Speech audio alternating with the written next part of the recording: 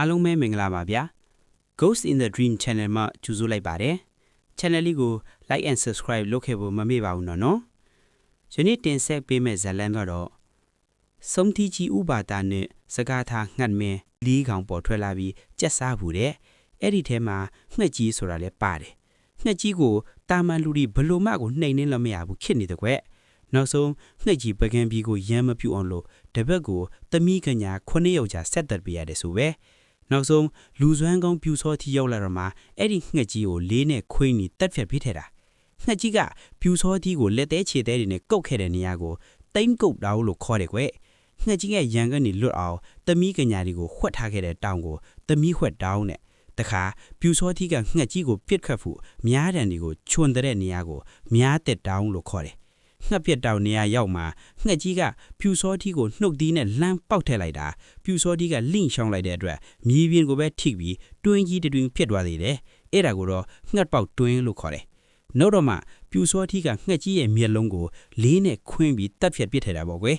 ်ငှက်ကြီးတေသွားတဲ့နေရာငှက်ကြီးကိုပစ်ထည့်တဲ့တောင်မူလို့ငှက်ပြက်တောင်လို့ခေါ်တော့ကွယ်ငှက်ကြီးတေတဲ့နားမှာစီဒီကလေးတီထားခဲ့တာကြတော့ငှက်ပြက်တောင်စီဒီပေါ့ကွယ်ဥပါဒကခေါင်းကိုတဆက်ဆက်ညှိတယ်ဗျ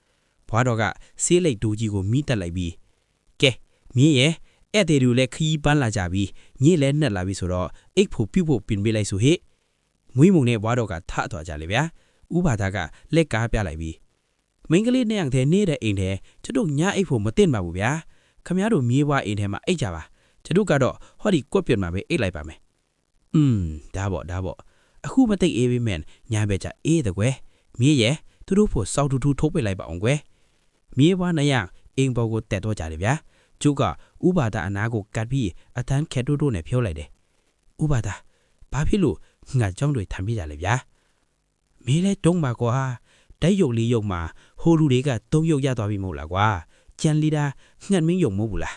ပကံမှာငှက်မင်းရုပ်ရှိတယ်လို့ဥလော်ဖြိုးသွားတယ်ဆိုမှငှက်နဲ့ပတ်သက်တဲ့နေရာတွေခုမှရှိနေမယ်လို့ငါထင်တယ်ကွာမင်းတွေးကြည့်စမ်းငှက်မင်းဆိုတာငါနဲ့မကွာတနင်းကုန်တွေနဲ့ကြာတာပလေးပဲငှက်ပြက်တောင်းဆိုတာကလည်းတောင်းကိုဖြိုလိုက်ရင်လည်းတနင်းကုန်တွေနဲ့ကြာတာပလေးပဲမဟုတ်လားတခါငှက်ပေါက်တွင်းနေကွာတွင်းဆိုတာဖြိုလိုက်ရင်လည်းတနင်းကုန်တွေနဲ့ကြာတာပလေးပဲဒီတော့ဒီနေရာမှာမရှိလို့တခြားဘယ်နေရာမှာမျှရှိဦးမှာလဲကွာ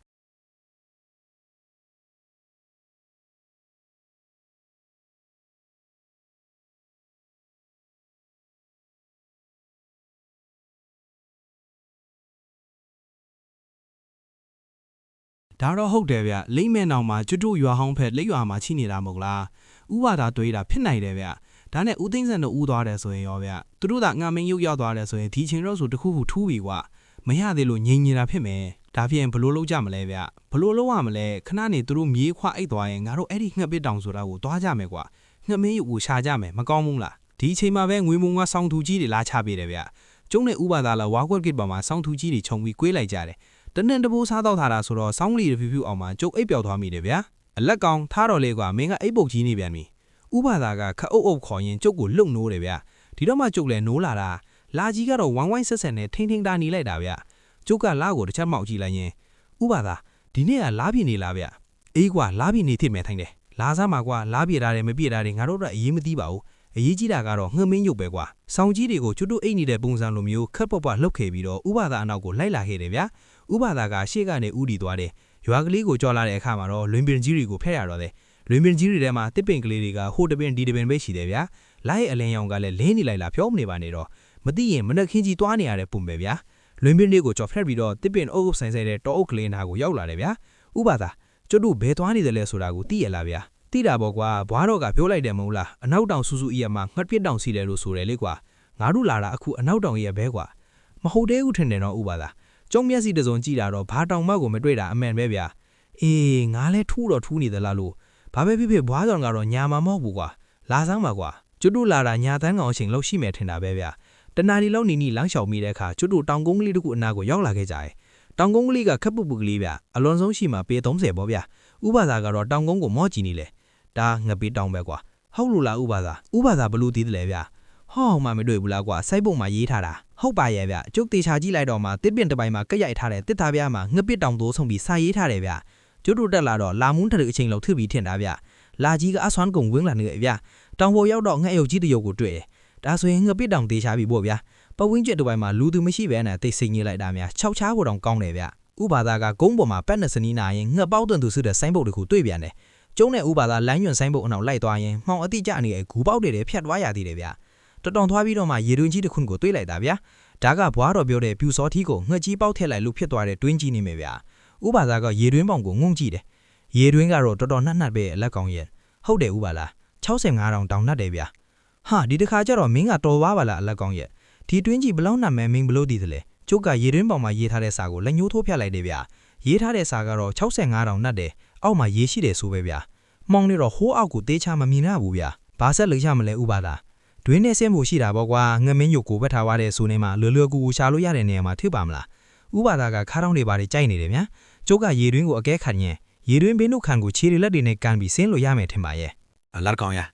ဒီလောက်လွယ်လာကိုခက်အောင်လုပ်ရအောင်မလားကွာဥပါဒါကလာယွန်အောက်ကိုထော်လိုက်တယ်ဗျလက်ကိုမော့ချင်ရင်မန်တန်တစ်ခုကိုရွတ်လိုက်လို့လက်ကိုဆန့်တန်းလိုက်တဲ့အခါဥပါဒါရဲ့လက်ဝမ်းကြီးကလာယွန်လိုငွေအစင်းနဲ့ဝင်းလက်သွားတော့တယ်ဗျတခါဥပါဒါကရေတင်းစီပြန်လာတယ်ဗျခုနကလက်ကိုရေတင်းတဲ့ကိုပြပြီးတခုခုရွတ်လိုက်တဲ့အခါရေတွင်းတဲ့ကနေရေတို့ကဝေါကနေတိုးတက်လာတယ်မှတ်ထားရေတက်ရေကျဆိုတာလနဲ့ဆိုင်တဲ့အလက်ကောင်ရအခုငါကလာရေဆွိုင်းအိမ်ကိုအသုံးပြုပြီးတော့ရေတွေတက်လာခိုင်းလိုက်တာမင်းအသိအသိပြီလားကျုပ်ခေါင်းညိတ်လိုက်တယ်ဥပါဒါကကျုပ်လက်ကိုဆွဲပြီးရေတွင်းပေါင်ပေါ်မှာမတ်တိုက်ရက်လိုက်ပါရောနောက်ကရေတဲကိုခြေစုံနစ်လိုက်တာကျုပ်တို့ဒီရေတဲနှစ်သွားပြီးတော့ရင်တောင်းလောက်အထိနှစ်ညုတ်သွားတယ်ဗျဥပါဒါကကဲစင်းကြမှာဟဲ့လူပြောရင်လက်ကိုမိုးပေါ်ထောင်လိုက်တဲ့အခါခုနကရေတွင်းနှုတ်ခမ်းနာအထိတစ်လာတဲ့ရေတွေဟာတဖြည်းဖြည်းနဲ့ကြောက်ဆင်းသွားတော့တယ်ဗျရေတွေဆင်းသွားတော့ရေထဲရောက်နေတဲ့ကျုပ်တို့တွေလည်းအောက်ကိုတဖြည်းဖြည်းနဲ့ဆင်းကျသွားတော့တယ်ရေတွင်းအောက်မှာမှောင်ဝင်မဲ့ဥပါဒါလက်ကနေလာရောင်အလင်းတွေထွက်နေလာဆိုတော့လင်းလင်းချင်းချင်းညင်နေရတယ်ဗျငကိုရေရှိတဲ့နေရာကိုကျုပ်တို့ရောက်သွားကြတယ်အခုအချိန်အထိကိုဘာမှထူးခြားလာမတွေ့ရသေးဘူးဗျဥပါဒါဟုတ်ရဲ့လားဗျအေးကွာတို့ဒီဆက်ဆင်းကြည့်အောင်ဥပါဒါကကျန်းတဲ့ရေတွေကိုပါအောက်ကိုဖိဆင်းစေတယ်ဗျနောက်ဆုံးကျုပ်တို့ရောက်သွားတဲ့နေရာကြတော့နှုံးမြေကြီးကြံနေခဲ့လေဥပါဒါရေနှုံးနေကြီးပါပဲလားဗျဥပါဒါကရေတွေကြော့သွားတာကိုလိုက်ကြည့်တယ်ဗျရေတွေကရေတွင်းရေဘဲဘဲအချမ်းကိုသွားဆူတာဗျပြီးတော့မှတခါတည်းဆင်းချသွားတာဥပါဒါကအလက်ကောင်ရဲ့ဒီပုံစံအတိုင်းဆိုရေကဘဲဘက်ကိုဆင်းသွားတာကွဒီတွင်းကြီးဟာမဆုံးသေးဘူးဘဲဘက်မှာအပေါက်တစ်ခုခုရှိရမယ်ကွဒါပေမဲ့နှုံးဒီကြီးမဟုတ်လားဥပါဒါရဲ့ဒီနှုံးတွေကိုဖယ်တဖို့ဆိုရင်တရက်လောက်တော့အตาလေးကြာနိုင်ပါဗျမင်းအตาနေဆောင်မှာအလက်ကောင်ရဥပါဒါကအရှိအထုတ်လိုက်ပြီးဘဲဘဲအချမ်းကနှုံးမီတွေကိုလက်ညှိုးနဲ့ထိုးလိုက်တယ်ဗျဥပါဒါလက်ညှိုးထိုးလိုက်တဲ့နေရာကနှုံးမီတွေဟာပျော့အေးကြပြီးတဖြည်းဖြည်းနဲ့ဘေးကိုဆင်းကျသွားတယ်ဗျနှုံးမီတွေကုံသွားတဲ့အခါအဲ့ဒီဘဲဘဲအချမ်းအောက်ဘက်မှာကြောက်ဖြာလူဟာကြီးပေါ်လာပြန်ပါရောဒါလည်းပူเสียရမလို့ပါဘူးဗျဥပါဒါကလက်ညှိုးနဲ့ထိုးလိုက်တဲ့အခါကြောက်ဖြာကြီးလည်းကွဲအဲ့သွားတာပဲဗျမင်းရောက်မှမို့လို့လားတော့မသိဘူးကြောက်ဖြာကြီးကွဲထွက်တဲ့အထက်ကအကျယ်ကြီးပဲဗျကြောက်ဖြာနားမိပင်းကုန်ပြီးထင်ရတယ်ဗျကြောက်ဖြာကြီးကွဲပြီးတဲ့အခါကျတော့အောက်မှာကြောက်သားလေကားထက်တီပေါ်လာတယ်ဗျဥပါဒါကကျုပ်ကိုလှည့်ကြည့်တယ်လေကားထက်တီပါလားဥပါဒါလေကားကလူးလောက်ထားတာမယ်ဒါဆိုတခုခုတော့ရှိရမယ်ထင်တယ်ဥပါဒါရဲ့လက်ကအလင်းရောင်နဲ့ကျုပ်တို့ဒီကြောက်လေကားအတိုင်းဆင်းခဲ့ကြတယ်အောက်မှာတော့6သွေးနေတာပဲဗျဥပါဒါကခေါင်းငိမ့်ငိမ့်နဲ့ဒီတွင်းကိုလှုပ်ခဲ့တဲ့လူကတော်တော်စနစ်ကြတာပဲကွတကယ်တော့ရေကျွဲကအောက်မှာမရှိဘူးခုနကြောက်ဖြာကြီးရဲ့အထက်ဘက်ဖယ်ဘက်အချောင်းမှာရှိရကွတော်တော်လူဆိုကွာဒီကြောက်ဖြာကြီးအောက်မှာဘာရှိတယ်ဆိုတာကိုဘယ်လိုလုပ်ပြီးသိနိုင်ပါလဲကွဆက်သွားရင်းနဲ့ကြောက်သားကိုထွင်းထူထားတဲ့ဂူပေါက်ကလေးတွေ့ရတယ်ဗျအဲ့ဒီဂူပေါက်ရဲ့အပေါ်ဘက်မှာတော့ငှက်ရုပ်တူတစ်ခုကိုထွင်းထူထားတာတွေ့တယ်ဗျငှက်ရုပ်ကသိမ့်ငတ်လို့ဆွေးငတ်လို့ပဲဗျကျုပ်တို့ဝမ်းတာအားရနဲ့အထဲကိုဝင်ခဲ့လိုက်တော့အထဲမှာကြောက်ကလတ်ကလေးတွေနဲ့ငှက်မင်းရုပ်ကြီးကိုတင်ထောက်တာဗျငှက်မင်းရုပ်က10ရုပ်တောင်ရှိတယ်ဗျအယုတ်ကလည်းပုံစံမတူဘူးဗျတရုတ်ကြတော့သိမ့်ငတ်ပုံစံနောက်တရုတ်ကတော့ဟင်းသားပုံစံနောက်ဂလုံးလိုပုံစံလည်းပါသေးတယ်ဗျဇီးကွက်ပုံစံငှက်လည်းပါတယ်ဗျနောက်ကြီးကန်ပြန်လွှားလိုမျိုးအမီးနှစ်ခုအကျင်ငုံလိုနှစ်လက်စကလေးတွေလည်းပါသေးတယ်ဗျလင်းတာရုပ်ကြီးတောင်မှပါသေးတယ်ကျုပ်ကဒီငှက်ရုပ်တွေကိုကြိုက်ကြည့်မယ်အလို့မှာဥပါဒါကကျုပ်ကိုတားလိုက်တယ်ဗျနေအောင်လားကောင်းရင်ဟောဟိုကစာသားကိုဖတ်ကြည့်စမ်းဥပါဒါကခုအထဲနံရံတစ်ခုမှရေးထားတဲ့မင်းစားတစ်ခုကိုပြတယ်ဗျလက်ရည်ကတော့ရှေးခေ4000ဆက်ဆက်လက်ရည်ပေါ့ဗျအခုခေလက်ရည်နဲ့တထိုးကိုကွာတယ်ဗျကျုပ်ရှင်တိတ်မဖတ်တယ်ဖြစ်နေတယ်ဥပါဒါကတေချာကြည့်ရင်ငှက်မင်း10ကောင်စစ်တကောင်လို့ရေးထားတာကွ ဟာဒါလဲစကားတာပဲမသိဘူးနော်ကျုပ်တို့ပြောနေတော့ဥပါဒါအားကနေအော်ပြီးအရှိကိုခွေကြသွားတယ်ဗျဥပါဒါရဲ့လေကုတ်ကိုဆေးရည်လိုအရည်တွေကထိမှန်သွားတယ်ကျုပ်လက်ကြည့်လိုက်တော့အနောက်မှာလူ၃ယောက်ရောက်နေတယ်ဗျဟာကိုဖိုးရိုင်းမလားကွာအစ်စ်ပေါ့ကွာခမရဒီမှာဘာလုပ်လာတာလဲဘာလုပ်ရမလဲကွာမင်းတို့စီကနေငှက်မင်းယူတူကိုလာယူတာပေါ့ကွာခမရကျွတ်တို့ရှိတဲ့နေရာကိုဘလို့လုပ်ပြီးတည်တာလဲလားဒီလောက်ကငါတို့တို့မခက်ဘူးကွာဥပါဒါကလူလဲကုန်းထားရင်မင်းတို့ကငါတို့ကိုချီရန်ခိုင်းနိုင်နေတာပဲကွာဒါပေါ့ဗျာဒီအထက်ရုပ်တွေဆိုတာတကယ်ပိုင်တဲ့မိုင်ခွင့်ရှိတဲ့လူမဟုတ်ဘဲနဲ့ကြံတဲ့လူတွေကရှာတွေ့ဖို့မလွယ်ဘူးဗျလိမ့်မင်းရုပ်တူလဲဥပါဒါတွေ့ခဲ့တယ်ချွတ်မင်းရုပ်တူလဲဥပါဒါပဲရှာတွေ့ခဲ့တာမဟုတ်လားမြွေမင်းရုပ်တူကတော့ချွင်းချက်အဖြစ်ထားလိုက်ပါတော့နောက်ဆုံးငှက်မင်းရုပ်တူလဲဥပါဒါပဲရှာတွေ့မယ်လို့ကျုပ်တို့ကထင်မိတာဒါကြောင့်အပင်ပန်းတန်ပြီးပိုက်စိတ်တိုက်မရှာနေပဲနဲ့အခုလိုဥပါဒါတို့အနောက်ကိုလိုက်လာခဲ့တာပေါ့ဗျာမင်းတော်ဆိုးပါလားမင်းတော့ငါအကြောင်းသိတော့မယ် ဥပဒါကကိုပိုးရိုင်းကိုလက်ညှိုးထိုးလိုက်တယ်ဗျဒါပေမဲ့ဥပဒါရဲ့ပါးစပ်ကနေအစိမ်းရောင်အင်ကြီးကြာဆင်းလာပြီးတော့ခွေကျသွားတယ်ကျုပ်ကဥပဒါလဲမသွားအောင်တွဲထားရတာပေါ့ဗျဥပဒါကသူ့လက်ကိုသူ့ပြန်ကြည့်ပြီးမယုံနိုင်တဲ့အကြည့်တွေနဲ့ငါဘာတွေဖြစ်သွားတာလဲဘာဖြစ်ရမလဲဥပဒါရဲ့မော်ဆွိုင်းရင်တွေထုတ်သုံးလို့မရအောင်ဆွိုင်းရင်တွေကမောက်ကမဖြစ်စေတဲ့ဆေးတွေမျိုးနဲ့ပတ်လိုက်တာလေဗျအဲ့ဒီဆေးကဥသိန်းဆိုင်ကိုယ်တိုင်သေချာဖော်ထားတာဗျဆေးရည်ကတောက်เสียမလို့ပဲအသားနဲ့ထိလိုက်ရုံနဲ့တင်မွေးညင်မောက်တွေစိတ်ဝင်သွားပြီးတော့ခမည်းတော်စွန်းရဲ့ရင်ကောင်းဝမှာရှိတဲ့စွမ်းရင်အိုတွေကမော်စွမ်းရင်တွေတော့ကမောက်ကမဖြစ်စေတယ်ခမည်းတော်တော်ရုပ်မာတာပဲကိုဖိုးရိုင်းဒါကြတော့ရုပ်မာတယ်လို့မခေါ်ဘူးကွာလာမဲ့ဘေးရန်ကိုကြိုးပေးတားဆီးထားတယ်လို့ခေါ်တယ်ကဲဟဲ့ကောင်တွေငှက်မင်းအရုပ်ကိုတွားယူစမ်းကွာကိုဖိုးရိုင်းအနောက်မှာပါလာတဲ့လူနှစ်ယောက်ကလေအလုသားတွေကလူနှစ်ယောက်ပဲဗျာလူတစ်ယောက်ကအရှိကိုတက်သွားရင်အယုတ်တွေက10ရုပ်တောင်ဆိုတော့ဖဲအယုတ်ယူရမှာလဲကိုဖိုးရိုင်းဒါကတမင်စိတ်ထွေပြားအောင်လှုပ်ထားတာကွာငှက်မင်းမှာဆိုနေမှာငှက်မင်းထိမဲ့အယုတ်ကိုယူပေါ့ကွာဥပဒါကကြုတ်ကိုအသာကြည့်တယ်ဗျာဟိုလူတစ်ယောက်ကအရှိတက်သွားပြီးဟုတ်ပြီခုအဝင်ဘမှာတိတ်ငှက်ပုံစံထွင်းထားတယ်မဟုတ်လားဗျာဒါကြောင့်ငှက်မင်းဆိုတာတိတ်ငှက်ရုပ်ပဲဖြစ်ရမယ်အဲ့ဒီလူကတိတ်ငှက်ရုပ်ကိုလက်နဲ့ကိုင်ထက်လိုက်တယ်ဗျာငှက်မင်းဆိုလို့ခက်ကြီးအယုတ်ဒီလိုတော့မထင်ပါနဲ့သူလဲ6လက်မလောက်ရှိတဲ့အယုတ်ကလေးတွေပဲဗျာဒီလူကတိတ်ငှက်အယုတ်ကိုထိလိုက်တယ်ဆိုရင်ပဲတကူလူထက်လိုက်တယ်လို့ခေပြီးတော့တုံကြီးနေတယ်ဗျာသူရဲ့ပါဇက်ပေါက်နားရွက်ပေါက်တွေကလည်းမိကုန်းငွေတွေဥထွက်လာတယ်ဗျာကျန်တဲ့လူတွေအကုန်လုံးအန်အောပြီးကြည်နေကြတယ်မကြပါဘူးဒီလူလဲမြေပုံကိုခွေလဲကြာသွားတော့တာတယ်ဗျာကိုဖိုးရိုက်ဆိုရင်တော်တော်ကိုအန်အောနေတာဗျာဘာဖြစ်တာလဲကိုဖိုးရိုက်ဒီအယုတ်10ရုပ်ထဲမှာ16ဒီစင်းထားပုံပဲကွာငှက်မဲမဟုတ်တဲ့အယုတ်အတုဒီပါနိုင်လေကဲမင်းသွားရွေးစမ်းကွာဗျာကျုပ်သွားမှာလားဒါအမင်းကွာမင်းသွားရွေးစမ်းငှက်မင်းလို့ထင်မဲ့အယုတ်တစ်ခုကိုရွေးပြီးတော့ဟိုလူကကြောက်နဲ့အရှိတူးသွားလေအရှိမလဲကြအတိသေးနေတဲ့လူကြီးကိုတစ်ချက်ကြည့်လိုက်သေးတယ်ဗျာနောက်တော့မှငှက်ရုပ်တွေအနာကိုရောက်သွားတာဗျာငှက်မင်းကျုပ်ကြားဖူးတာကတော့ငှက်တွေရဲ့မင်းဟာဂလုံနဲ့ဒါဆိုဂလုံရုပ်ပဲနေမှာဒီလူကဂလုံရုပ်ကိုလှမ်းဆွဲရင်လိုက်တယ်ဗျာဒီတစ်ခါကျတော့ထိလိုက်ရုံနဲ့တင်ဘာမှမဖြစ်ဘူးပြုဟိုလူလက်ထဲကိုဂလုံရုပ်ကတန်းမတ်ကိုပါသွားပါလေတော့ကိုဖိုးရိုက်ကပြုံးလိုက်တယ်ဗျာဟိုလူကလည်းသူ့ရွေးတာမှန်နေဆိုပြီးအောင်းနိုင်သူအပြုံးနဲ့ပြုံးလို့ပေါ့ဗျာကျိုးတို့ကတော့ခဲလေသမျှအသေးရည်ကြအားပြီပေါ့ဒီအချိန်မှာပဲဂလုံရုပ်ရဲ့မျက်လုံးကအနီးရောင်တွေလင်းလာပြီးတော့ဂလုံရုပ်ရဲ့ပါးစပ်ကပွင့်သွားနေဗျာသူအယုတ်ကိုကိုင်ထားတဲ့ဟိုလူစီကိုပါးစပ်ထဲကနေဘာအခိုးငွေတွေမန်းမတီတဲ့အခိုးငွေတွေနဲ့မှုန့်ထုတ်လိုက်တာဗျာဟိုလူကခနဲ့အော်ပြီးတော့ဂလုံရုပ်ကိုပြစ်ချလိုက်တယ်ဗျာသူ့ရဲ့မျက်နှာကိုလည်းပွက်တက်နေတော့ဒီလိုပွက်တက်နေတော့ငါပဲမျက်နှာအရည်ပြားတွေကဖျောင်းနိုင်အရည်ပြောသလိုပျော်ကျလာပြီးမျက်နှာမှာရှိတဲ့မျက်စီတွေကလည်းအလုံးလိုက်ကိုကြွတ်ထွက်ကုန်တာဗျာနှာခေါင်းဆိုရင်လည်းအချောင်းလိုက်ကြီးကိုပြက်ကြတာဗျာမျက်စိရှေ့မှာတင်ဒီလူရဲ့မျက်နှာအရှိချမ်းကပိုးဆိုးပတ်ဆက်ကိုပြက်စီးသွားတယ်အယိုးဒီဆိုရင်လည်းမုံလီပွေလိုမျိုးတက်ခွန်းခွန်းနဲ့ကြွေကြကုန်မှာတော့နောက်ဆုံးဒီလူရဲ့ခေါင်းထဲကအုံနောက်ကြီးကအထိန်အကွယ်မရှိတော့ပဲအတုံးလိုက်ကြီးထွတ်ပြတ်ထွက်သွားတယ်ဒီလူလဲမြေပေါ်မောင့်ခုံလဲကြပြီးတေးပါတော့ဗျာကျိုးကတော့ကောင်းတယ်ဆိုပြီးပါဇက်ထဲကနေအတန်ထွက်သွားမိတယ်ကိုဖိုးရိုက်ကကျုပ်ကိုကြည့်ရင်ဘာကောင်းတာလဲအလက်ကောင်းဟိုလေကျုပ်ဖိုးတာမဟုတ်ပါဘူးဗျာစိတ်ထဲကထွက်သွားတာပါစိတ်ထဲကတွေပါတွေလုံးမနေနဲ့တိတခါမင်းလက်ဗျာကျုပ်လက်လားဟုတ်တယ်မင်းရွေးရမယ်ရွေးတာမှားရင်မင်းတေးရမယ်ဒါဆိုမှန်ရင်ရောဗျာမှန်တယ်ဆိုရင်အယုတ်ကိုငွိုက်ကိုပြီးရင်မင်းတေးရမယ်အောင်မလေးဗျာမှန်တေးပေးကနေမလွတ်ပါလား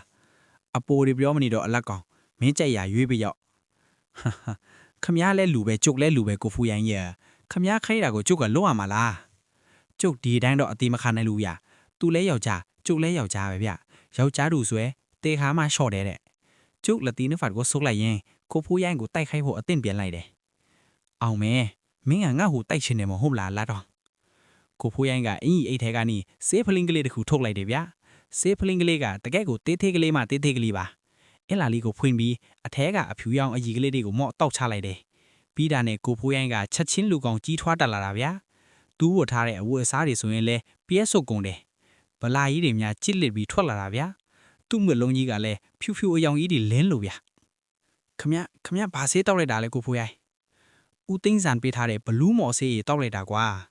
ပြောရင်းဆိုရင်ကိုဖိုးရိုင်းကကြောက်ကူနေရန်ကိုလက်သီးနဲ့ထိုးထည့်လိုက်တယ်ဒုံကနေအတန်ကြီးမြည်ပြီးတော့ကြောက်နေရန်မှာလက်သီးယာကြီးထင်ကြန်နေဟဲ့တယ်ဗျာဘလို့လဲအလက်ကောင်မင်းအားနဲ့တိုင်မလားရွေးမလားဟိုလေရွေးပါမယ်ဗျာဒါဆိုအခုရွေးကျုပ်ခေါင်းညိတ်လိုက်ရတယ်တိုက်ဖို့အစီအစဉ်ကိုလက်လျှော့လိုက်ရတာဟောဗျာကြောက်နေရန်ကြီးတောင်ချိုက်ဝင်းသွားအောင်ထိုးလိုက်မှာတော့ကျုပ်ကိုတစ်ချက်ထိုးရင်တကူလုံးအမုံချက်သွားမလားပဲဗျာဒီတော့ဓာကြီးနဲ့တော့ဖတ်ထိုးမနေတော့ဘူးပေါ့ဗျာတီမဲ့အတူတူဗျာကြမခံစားရပဲမြန်သေးတဲ့အယုတ်ကိုပဲရွေးလိုက်တော့မယ်ကျုပ်အယုတ်တွေရှေ့မှာတေးချရက်ကြည့်လိုက်တယ်ဗျခေါင်းထဲမှာလည်းစကားထားကိုစဉ်းစားနေမိတယ်ငှက်မင်း10ကောင်စစ်တကောင်ဆိုပါလားဒါကဘလို့စကားထားမျိုးလဲဘာကိုသူဝတ်ထားတာလဲကျုပ်ဥပါသားဘက်ကိုလှည့်လိုက်မိတယ်ဥပါသားငှက်မင်းဆိုတာဘလို့ပုံစံလဲဗျငါလည်းငှက်မင်းရှိသေးသူသာကြားဘူးပေမဲ့ဘလို့ပုံစံလဲဆိုတဲ့အသေးစိတ်တော့မသိဘူးကဒီထဲကတကောင်ကောင်ထိမှပဲဟဲ့ကျုပ်စဉ်းစားရင်းနဲ့နောက်ဆုံးတော့ငှက်ယုတ်ကလေးတစ်ခုရှေ့မှာရက်လိုက်မိတယ်ဗျာကျုပ်ရက်လိုက်တဲ့ငှက်ယုတ်ကတော့စာကလေးယုတ်ဗျာကိုဖိုးရိုက်ကကျုပ်ကိုကြည်ရင်ငှက်မဲပါဆိုနေမှဘာဖြစ်လို့စာကလေးကိုရွေးမှလဲအလက်ကောင်ရဟင်းပါဖြစ်လင်းနာဖြစ်ရွေးပေါ့ကွာကျုပ်ခေါင်းခါလိုက်ပြီးအချိန်ဆိုင်မနေတော့ပဲစာကလေးယုတ်ကလေးကိုလှမ်းဆွဲယူလိုက်တော့တာပေါ့ဗျာစိတ်ထဲမရဲတာနဲ့မျက်လုံးမိပြီးကောက်ကင်ထဲလိုက်တာဗျာလူလဲဘာများဖြစ်မလဲပေါ့ဒါပေမဲ့တော်တော်ကြားတဲ့အထိဘာမှမဖြစ်တော့မှစိတ်ထဲပျော်ရကောင်းနုံဖြစ်လာတာဥပါဒါကအတန်းကျဲကြီးနဲ့အလက်ကောင်မင်းလုံနိုင်ပြီမင်းအောင်မြင်သွားပြီကွာဘလို့လုတ်ပြဒီစကားထားကိုဖြေးနိုင်တာလဲကွာဥပါဒါပြောသလိုပေါ့ဗျာစကားထားမှာရေလိုက်လွဲထားတာဒီလဲရှိတတ်တာပဲမဟုတ်လားတကယ်တော့ငှက်မင်းဆိုတာကတမင်ရေလိုက်လွဲထားတာလုတ်ထားတာဗျအနောက်ကစစ်တကောင်ကိုယူရမှာစစ်ဆိုတာအင်္ဂါနံဗျဒါနဲ့ငှက်ထဲကကြီးလိုက်တော့အင်္ဂါနံငှက်ကဇီးကွက်ရဲ့စာကလေးရဲ့ပဲပါတယ်ဇီးကွက်ထဲဆိုင်ရင်စာကလေးကစစ်ဆိုတဲ့အသားနဲ့ပိုကိုက်လို့စာကလေးကိုအရေးစွန်ပြီးရွေးလိုက်တာပါဖေဗျာကောင်းတယ်မင်းတောင်တိုးတက်လာပြီအလက်ကောင်မင်းအခေါင်းကိုတော့ငါရွှေချပေးကြပြီကွာကျုပ်တို့ပြောနေတော့ကိုဖိုးရိုင်းကအနားကိုကတ်လာတယ်ဗျာကဲပြောနေတာတွေတော်သိမ့်ပြီငါ့ကိုငှက်မင်းရုပ်ပေးတော့ကျုပ်တုံလုတ်လာတယ်ဗျာလက်သေးကငှက်မင်းရုပ်ကိုလည်းတေချာကြည့်နေမိတယ်ပေးမလားမပေးဘူးလားအလကောင်မင်းမပေးလဲမင်းကတပ်ပြီးငါယူမှာပဲကွာကျုပ်ကခေါင်းခါပြီးငှက်မင်းအယူကိုရင်းပတ်မှာကတ်ထိုက်လိုက်တယ်မပေးနိုင်ဘူးကိုဖိုးရိုင်းကကျုပ်ကိုသူ့လက်သီးနဲ့ထိုးထည့်လိုက်တာဗျာကျုပ်ချင်းတွေးပြီးထင်းတာဗျာဖုံးဆိုအတန်းကြီးကြားလိုက်ရပြီးကျုပ်မျက်နှာကိုလေဟက်ပြီးတော့အနောက်ကိုလွင့်ထွက်သွားတယ်ဗျာတေချာပြန်ကြည့်လိုက်တော့ကိုဖိုးရိုင်းရဲ့လက်သီးချက်ကိုခံလိုက်တာဥပါသားဗျာကိုဖိုးရိုင်းကလှန့်သွားတယ်ဟာဥပါသားခမရဘလို့ဖြစ်တာလဲဟာမင်းရဲ့ဆေးရီကမော့ဆွမ်းအင်းတွေကိုကမောက်ကမthứcစီပြီးမြဲအချိန်ကြာကြီးမခံဘူးကွာဥပါသားကကိုဖိုးရိုင်းလက်ကိုတွန်းထုတ်လိုက်တယ်ကိုဖိုးရိုင်းကလည်းထပ်ထိုးတယ်ဗျာဥပါသားကသူ့ပညာတွေထုတ်ပြီးကားတယ်ဗျာအလက်ကောင်မင်းသွားတော့ငှက်မင်းရုပ်ကိုယူပြီးပြီးတော့ဥပါသားပြောတာနဲ့ကျုပ်ခြေလမ်းတွေကိုကူပါဝါဘက်ကိုလှမ်းလိုက်မိတယ်ဗျာကူပါဝါရောက်တော့မှဥပါသားကိုတစ်ထက်လှမ်းကြည့်မိတယ်ဥပါသားကမော်ဆွမ်းအင်းနဲ့ပြန်သွန်းလို့ရနေပြီဖြစ်ပေမဲ့အခြေအနေကမဟန်ဘူးပြောတစ်ချက်တော့အားပြောပြီးလဲကြောက်သွားသေးတယ်ဗျာဒီတိုင်းဆိုဥပါသားကြခံနိုင်မှာမဟုတ်ဘူးဗျနောက်ပြီးတစ်ခုရှိတာကကျုပ်ကိုပြေးလို့သာပြောပြီးမဲ့ရေတွေကိုပြန်ခေါ်မဲ့အတက်ကကျုပ်မှမတတ်ပဲဗျာကျုပ်ဒီထဲကပြေးထွက်နိုင်ခင်ရင်တောင်မှရေတွင်းကြီးကိုခြေကန်တက်ရအောင်မယ်မဟုတ်လားဒါနဲ့ပဲထွက်မပြေးတော့ပဲဂူရိပြန်ဝင်လာခဲ့တယ်ကိုဖိုးရိုင်းကဥပါသားလဲသွားတော့ဥပါသားရဲ့ခြေထောက်ကိုသူ့ခြေထောက်နဲ့ဖိုင်ကနေဖိနေထားတာဗျာဥပါသားရဲ့ညီးထန်ကြီးကကူထဲမှာပိတ်တင်ထိုင်နေတယ်ကိုဖိုးရိုင်းခမရအခုချက်ချင်းချက်လိုက်ကိုဖိုးရိုင်းကကျုပ်ကိုလှည့်ကြည့်တယ်ကျုပ်ကငှက်မင်းရုပ်ထုတ်ပြီးခမရလိုချင်တာငှက်မင်းမဟုတ်လားလာယူကျုပ်ရှိမှလာယူစမ်းပါကိုဖိုးရိုင်းကကျုပ်ရှိပြေးလာတယ်ဗျာကျုပ်ကလည်းဘာရမလဲဗျာဂူထဲမှာပတ်ပြေးတော့တာပေါ့ကိုဖိုးရိုင်းကဘီလူမှုဆေးကြီးအစွမ်းနဲ့ဗလာတောင်းလာပြီးမဲ့သွားတာလာတာလုတ်တာကိုင်တာတော့တော်တော်နှေးတယ်ဗျအင်းလေသူလက်တွေခြေထောက်တွေကိုတောင်တော်တော်သေးနေရတာမဟုတ်လားကျုပ်အမျိုးမျိုးလက်ပတ်ရှောင်ပြေးရင်နဲ့တော်တော်ကြတော့ကိုဖိုးရိုင်းကကျုပ်ကိုမိသွားတယ်ဗျကျုပ်လွယ်အိတ်ကိုလန်းဆွဲလိုက်လို့ကျုပ်ကဟန်ချက်ပြက်ပြီးကြောက်ကလက်ကလေးအနားမှာခွေကျသွားတယ်ကြောက်ကလက်ကိုဆွဲပြီးအာယူပြန်ထားတဲ့အချိန်မှာကိုဖိုးရိုင်းကကျုပ်လက်ထဲကငှက်မင်းအယုတ်ကိုအတင်းဆွဲယူလိုက်တယ်ရပြီ ငါ့ကိုဒီလောက်ဒုက္ခပေးတယ်အလက်ကောင်မင်းသေးပြီးတော့ကိုဖိုးရိုင်းကကျုပ်မျက်နှာကိုလက်သီးနဲ့ထိုးချထည့်လိုက်တာဗျာကျုပ်လည်းလှန့်ပြက်ပြီးတခါတည်းပေါင်ကိုကားလို့ထိုင်ချလိုက်ရတယ်ကျုပ်ထိုင်ချလိုက်တော့လက်သီးကကျုပ်မျက်နှာကိုမထိုးနီးပဲအနောက်မှာရှိတဲ့ကြောက်ကလတ်ဘော်ကလင်းတာရုပ်ကိုလက်သီးနဲ့သွားထိုးမိတာဗျာလင်းတာရုပ်ကကိုဖိုးရိုင်းရဲ့လက်သီးမှာကတ်ပါသွားတာဗျာကိုဖိုးရိုင်းကလင်းတာရုပ်ကိုကြည့်ရင်ကြောက်လိုင်းတကြားနဲ့အော်တယ်ဗျာသူ့တကူလုံးကအသားတွေဗလာတွေဆိုရင်ပဖောင်းနဲ့